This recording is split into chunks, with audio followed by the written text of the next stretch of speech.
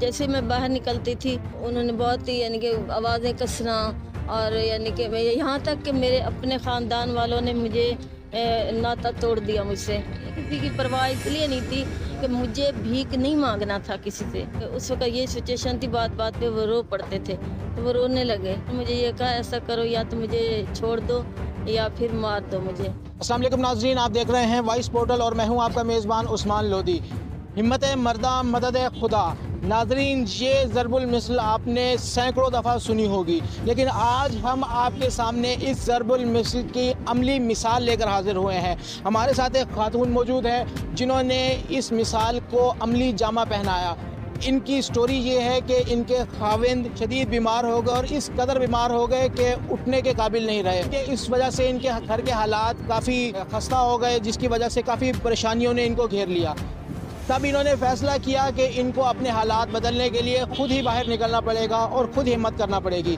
इन्होंने हिम्मत की, एक स्टेप लिया, बाहर निकली, काम किया और अपने घर के हालात को खुद बदला। अपने खाविंद का इलाज करवाया और इलाज करवा कर आज अल्लाह पाक ने इन पर इतना करम किया कि इनके खाविंद माशाल्लाह आप सेहत याब हैं और अब इनके साथ चल फिर रहे हैं और इनके साथ इनके काम में मदद भी करवाते हैं। हम चलते हैं खातून की तरफ और इनसे बातचीत करते हैं कि इन्होंने ये जो पहला स्टेप लिया, हमारे सोसाइटी से टक्कर लेकर एक काम किया, तो इसमें इनको कौन कौन से चैलेंजेस का सामना करना पड़ा। जी अस्सलाम वालेकुम। वालेकुम सलाम।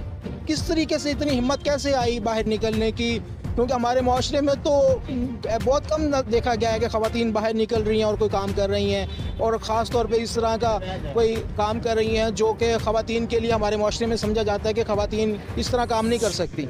मेरे घर के हालात बहुत ही ज़्यादा यानी कि संगीन हो गए थे। यानी कि घर में फाकों की नौबत आ गई थी कि मियाँ बीमार हैं, बच्चे की पढ़ाई भी देखनी है, घर का किराया सब कुछ चलाना है। तो मेरे वाहिद मैं ही थी घर में जिनको यानी कि देखना था, तो मैं बहुत परेशान रहने लगी थी। यहाँ तक कि मैं डिप्रेशन का शिकार हो गई कि मैं क्या करूँ, आखिर किसके आगे हाथ जाके फैलाऊँ कि मैं अपने मियाँ का शदीद बीमार थे, मेरे मियाँ उठ नहीं सकते थे चारपाई से। उस हालत में मैं किसके आगे हाथ फैलाऊँ, किससे मदद मांगूँ।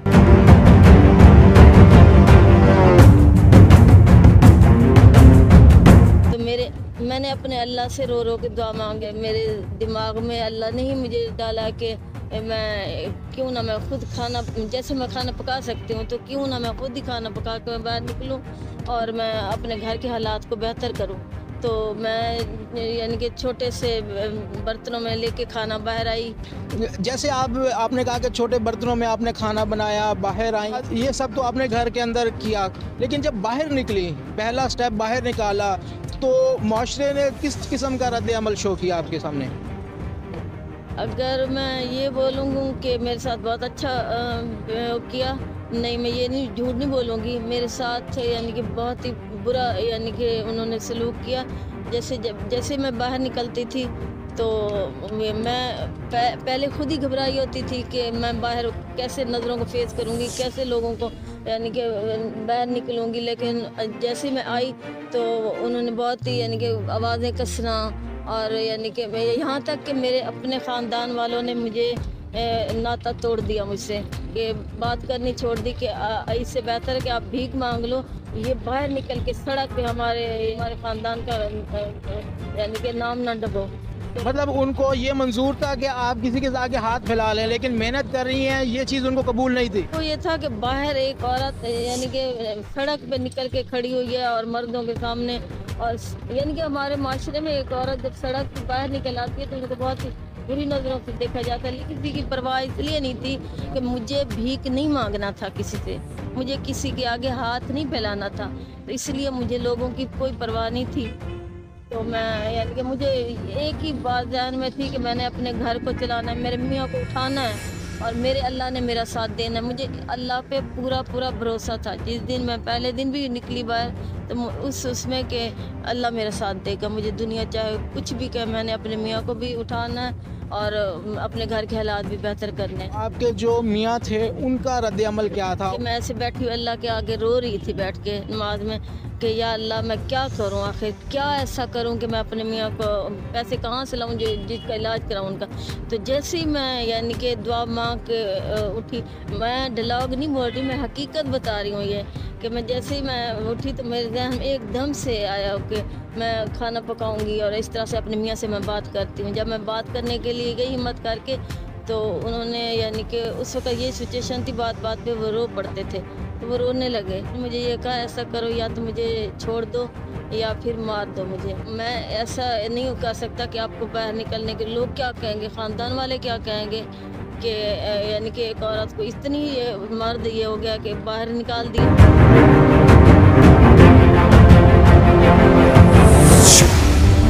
इस सवाल के मेरे मियाँ ने, तो लोग आपको तरह तरह के नामों से पुकारेंगे, फिर आप कैसे फेस करोगे। मैंने कहा है मेरे पास एक आइडिया। उन्होंने कहा क्या।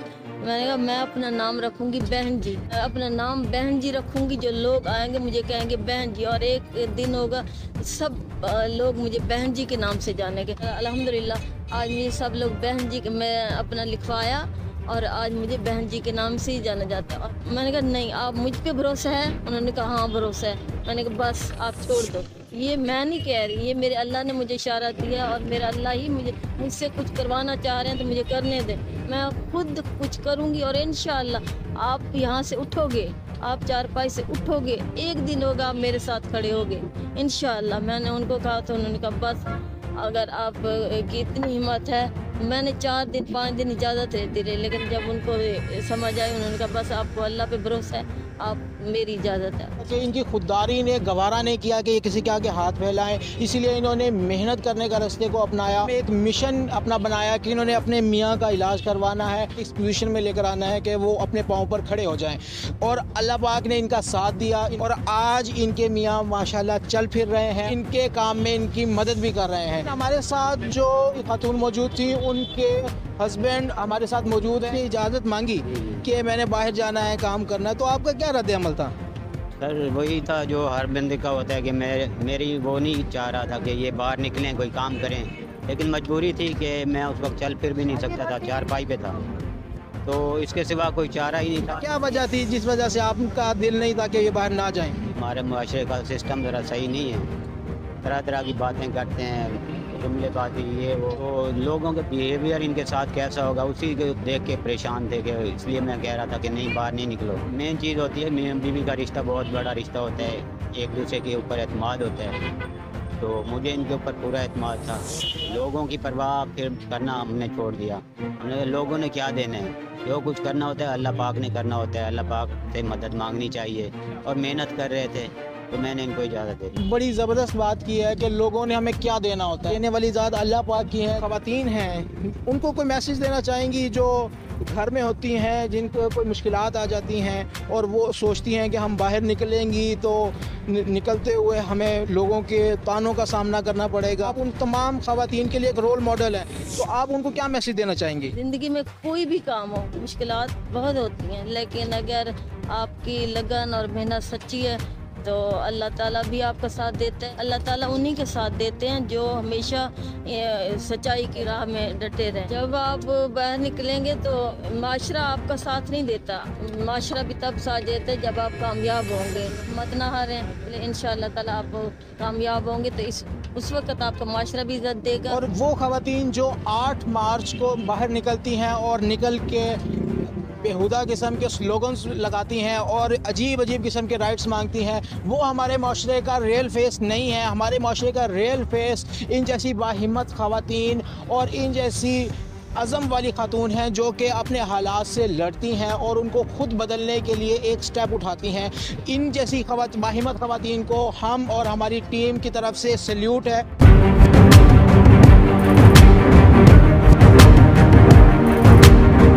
और यही हमारे माशरे का रियल फेस है। और आखिर में इन्होंने एक बड़ी ज़बरदस्त बात की कि माशरा आपका तब तक साथ नहीं देगा जब तक आप कामयाब नहीं हो जाते, और जब आप कामयाब हो जाएंगे तब लोग भी आपको सपोर्ट करेंगे, वो भी आपका साथ देंगे, लेकिन कामयाबी तक आपने मेहनत अकेले ही करनी है। अपने मेज़बान उस्मान लोधी को वॉइस पोर्टल से इजाज़त दीजिएगा। इंशाल्लाह अगली वीडियो में एक नई मोटिवेशनल स्टोरी के साथ हाजिर होंगे। अस्सलाम वालेकुम।